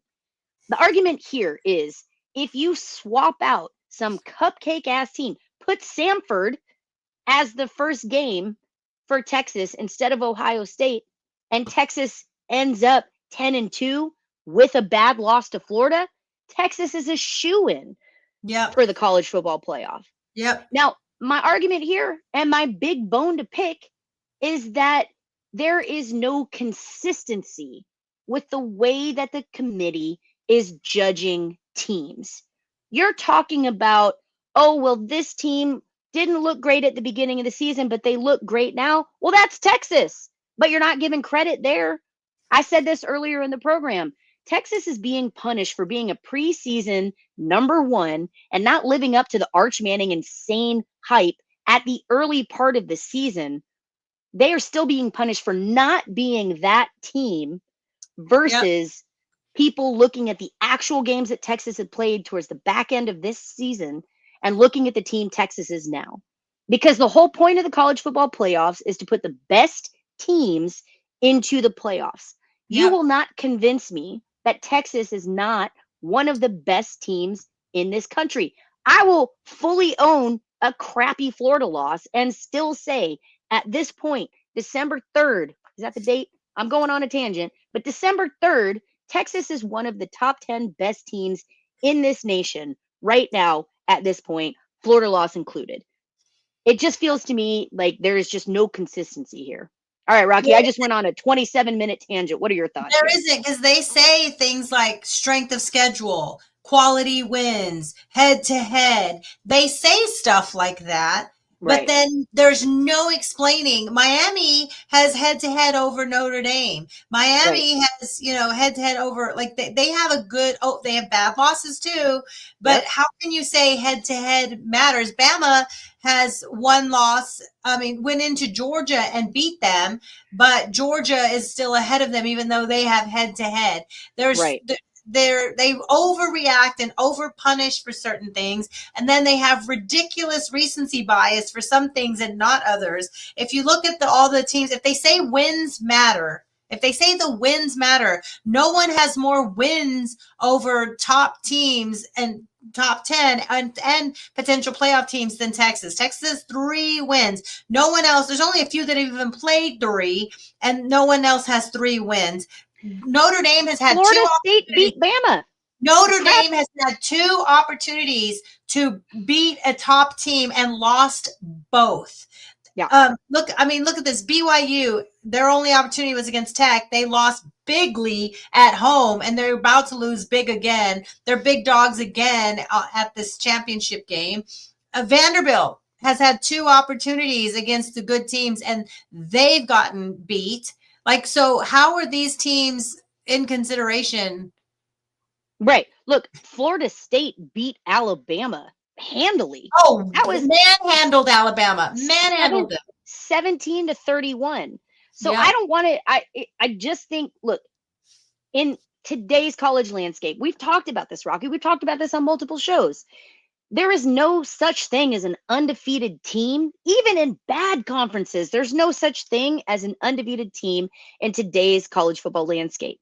Now factor in strong conferences versus less strong conferences. There's sure as shit not going to be undefeated teams. Last year, Ohio State had 2 losses. One of them was to a cupcake. Again, what was it? Northern Illinois or something like that? Northern Illinois. That Ohio State, national champion Ohio State lost to. So again, that was Notre Dame that lost to Northern Illinois. Who was it that Ohio State lost to last year in their national championship bid? Look, the point here that I'm making is that you don't go undefeated, and there are going to be off days and crazy games for every team. They lost to Michigan, a bad Michigan team. Michigan, but they had 2 losses last year. That's what I'm saying. The other loss was a bad loss. I'll look it up. Anyway, the point is, there aren't undefeated teams in college football here. And certainly when you factor in strength of schedule and strength of conference and who the competition is that they're playing constantly, I just don't, it is hard to feel like Texas is not getting the shaft here. Again, I fully believe, look, you got people like the Arkansas AD, Baylor, like the Baylor AD that just got, retired under questionable circumstances and mutually left ways, but he's still on the conference, like on the committee. It is hard to say that Texas, there isn't some bias here against Texas when you compare resume to resume, head to head, strength of schedule to strength of schedule. And look, I think Miami has a great argument for being in. I really do. I think Miami has a big claim to be in. I think Ole Miss is not getting punished enough for Lane Kiffin taking his entire staff away, because that's supposed, according to the college football committee, the playoff committee, that's supposed to factor in who are your available players, who's your available staff. That drives me nuts. The other thing that I'm going to go on a rant on, Rocky, is Notre freaking Dame. Let's look at Notre Dame's schedule. Rocky, do you have that? Can we pull that up while I'm going on my rant? Schedule? I can go find it. Yeah, while I'm going on this rant. So Notre Dame notoriously does not commit to be, they're an independent. They're not a part of a conference. What they have the luxury of doing is cherry picking historically not great teams and playing that throughout their season and saying, golly gee, we've had 1 or 2 marquee matchups and we probably didn't win all of them, but hey, we scheduled them and then we won other kind of not interesting games. And yet somehow every year Notre Dame is ranked in the top 10. You are not going to tell me nothing. Yeah, you're not going to tell me that Notre Dame's schedule year after year after year is more difficult than any team in the SEC. You're not going to tell me that Notre Dame's schedule is more difficult than half the teams in the Big Ten. You're not going to tell me that Notre Dame's schedule is more difficult than a quarter of the teams in the Big 12. You're just not going to convince me of that. So why is Notre Dame not being held to the same standard that Texas is, not being held to the same standard that Vanderbilt is, not being held to the same standard that Georgia or Ohio State or Michigan or Miami or even Texas A&M is being held to? Tell me why Notre Dame is a shoo-in. Yeah, Rocky, can we zoom in on their schedule? Yeah. Notre Dame plays the powerhouses. Now, again, they lost the 2 good teams they played to. The 2 good teams they played in Miami and A&M, they lost. Then you've got they've won big in all their games since then. They put up numbers, which is why people like them. Other than that, now USC's their only okay win, and now USC's only ranked better than this. They were 20 when they played 17 now, but even USC is an inconsistent game, and they got it at home. Then you have a bunch of unranked teams. Can you scroll back up on this, please? You've got a bunch of unranked teams in Purdue, Arkansas, Boise State, North Carolina State, number 20 USC. Okay, they're 17 now. Sure, I'll give you that. Boston College, unranked. Navy, unranked. 22 Pitt, still I don't kind think of a ranked anymore. I have to go Not look. anymore. They were at the time, so we'll accept that. Unranked Syracuse, unranked Stanford. These are terrible teams that Notre Dame is playing. Why is Notre Dame getting more credit than every other team for playing this shit-ass schedule than Texas is for scheduling difficult? In my opinion, y'all, like, I know this sucks for the fans. For me, Texas should keep the Michigan and the Ohio State games on the schedule because those are going to be at home. Historically, Texas does well at home. That'll be a resume builder for the home games. But we got Notre Dame scheduled in, what is it, 29 and 30? We got Ohio State 26. We have Michigan 27. Then 28 and 29 is Notre Dame. Cancel it. You should cancel it. And I hate that. I think it's bad for the sport. I think it's bad for Texas in general and for the fans. But what I'm going to, well, not Texas in general, but it's bad for Texas fans. But what I'm going to say is the only thing having Notre Dame on Texas's schedule does is help Notre Dame because of their weak ass schedule. It doesn't help Texas. We've only got things to lose with Notre Dame on the schedule, right? It's only going to hurt us. This is how we're judging. Okay, so here I put this poll up because I wanted to know what Texas fans thought. Should Texas cancel future top non-conference games with Ohio State, Notre Dame, Michigan?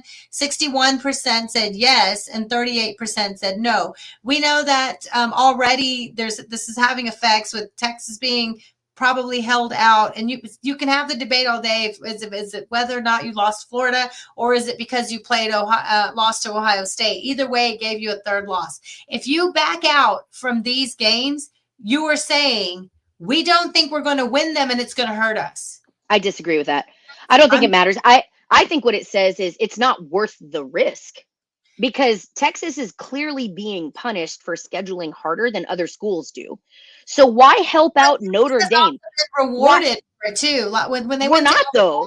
When they went to Alabama and won, that's what got them in the Final Four. At the end of the day, that's what kept them just above Alabama and just above Georgia and these other teams. What kept them just above those other teams was going into Bama and beating them. If they didn't do that, they would not have been in the Final Four that year. And that was a 4-team playoff with very different committees looking at very different rules.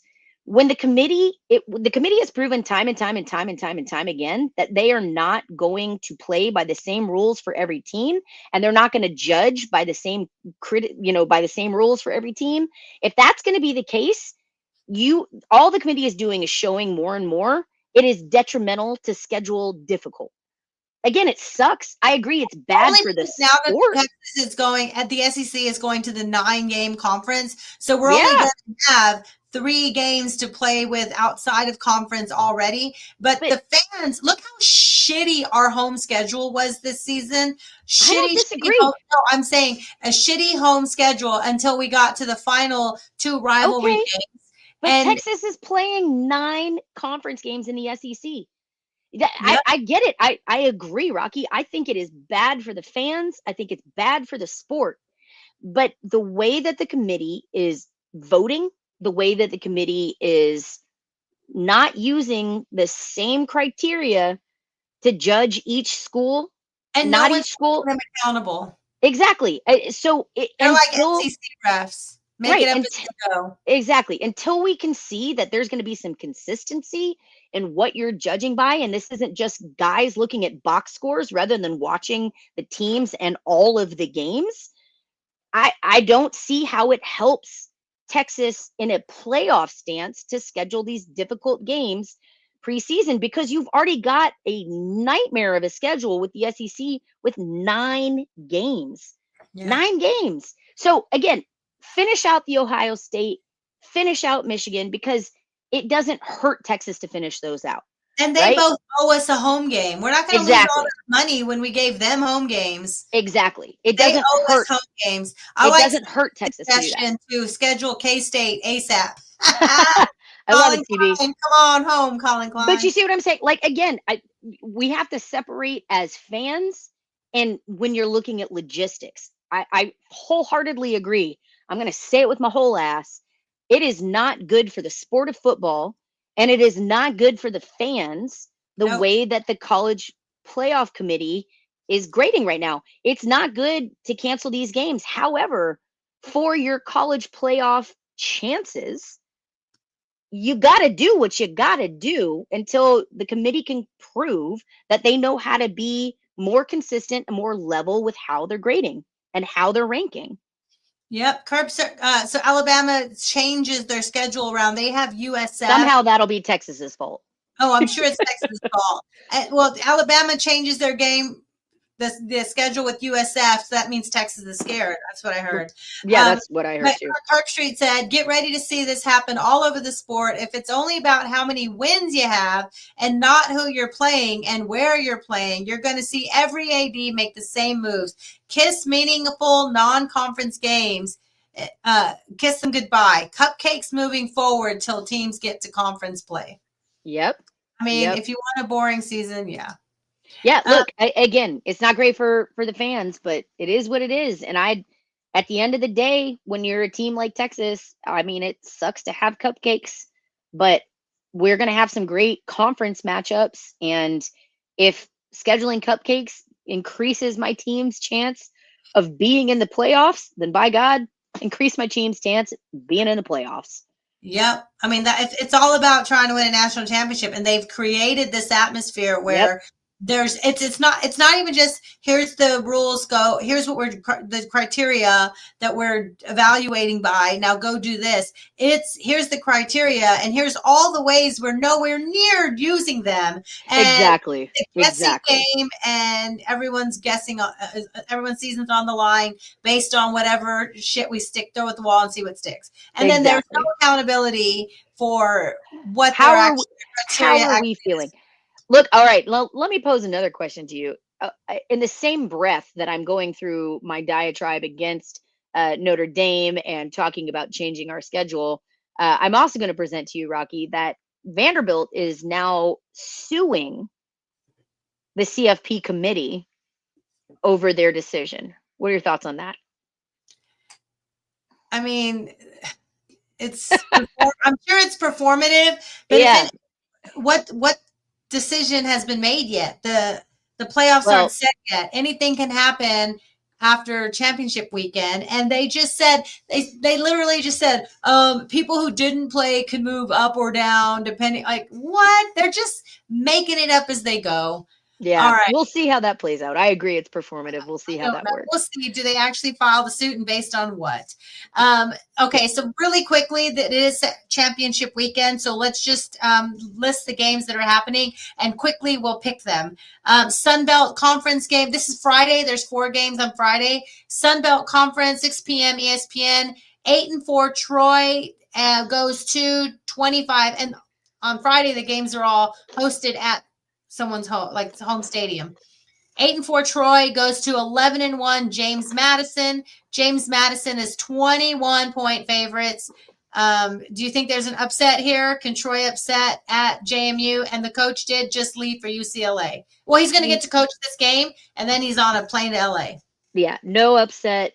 And what are we doing here with a championship game and a 21.5-point favorite? You know, those are the CB said the Vandy isn't suing, it's a parody account. I wouldn't. That's fair, CB. But I wouldn't put it past Vandy. I wouldn't put it. They Bobby. are a If school they of have lawyers. any after all. attorney's fees available, they need to save it for all of Pavia's family, who is Right. constantly being arrested. That's fair. Save Okay. save your litigation for defending your Pavia's Yeah, family. send those attorneys down to Pavia's house.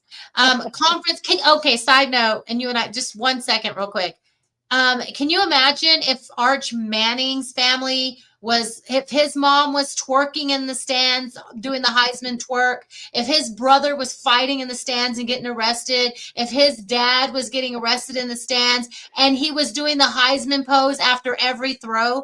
Can you imagine how the world would burn down if Arch Manning behaved that way? Double standards are a thing. We're But women. if We know that. Pavia behaves that way and he's such a baller. Yeah, well. Oh my double- God. Can you imagine? Double standards are a thing. Horrible. Anyway, okay, Conference USA, 6 p.m. also, but this one's on CBS Sports. 9-3, Kennesaw State goes to Jacksonville State. This might actually be a much better game because Jacksonville State's only favored by 1.5 at home. Do you want to pick a number out of it? Look, this is Conference USA. You'd catch me lying if I said I knew anything about it. So I actually have watched a lot of Jacksonville State, like on one of the TVs, but not. And you pick it. You pick it. So I'm going to pick Kennesaw State for the upset. Why not? Who cares? American Conference, the American Conference, 7 p.m. on ABC. This is a good one. 11-1, number 24 UNT goes to number 20 Tulane, 10-2. And this is a big one because this could have them end up being the highest group of 5 for a spot in the playoffs. Maybe. UNT field goal favorites at Tulane. Our friend Francesca's at Tulane. I know. Can I be so honest with this? I'm so torn because I have loyalties to Francesca. Tulane, I will say this, man. Tulane is the most Louisiana team that exists in Louisiana. And that's a straight up middle finger to LSU. And I recognize that and I appreciate that. But Tulane is more Louisiana than LSU will ever be. And I will stand on that hill and I will die on that hill. That being said, I love UNT too because they got some attitude, and that Desert Eagle out there and they got an offense. He got some swaggy swag. So, look, man, I'm gonna root for Tulane, I think, but I'm not gonna be mad if UNT upsets here. So, UNT by 3 is the call. Let me say Tulane. Favored by 3. It's at home for Tulane, so I'm gonna call the home team. I say Tulane wins. UNT wins big. I don't think All Tulane right. score with them. All I right. saw Tulane play. They lost to UTSA. I've seen them struggle. So the Mountain West Conference, 7 p.m. Fox. 10-2 UNLV goes to 8-4 Boise State. I guess they have a better conference record, which is why the team with the worst record gets to host. But Boise State is hosting, and they are 1.5 point favorites. I have UNLV going into Boise State and winning that game. All right. I will believe you. I have not watched that enough to give you any Mountain West action.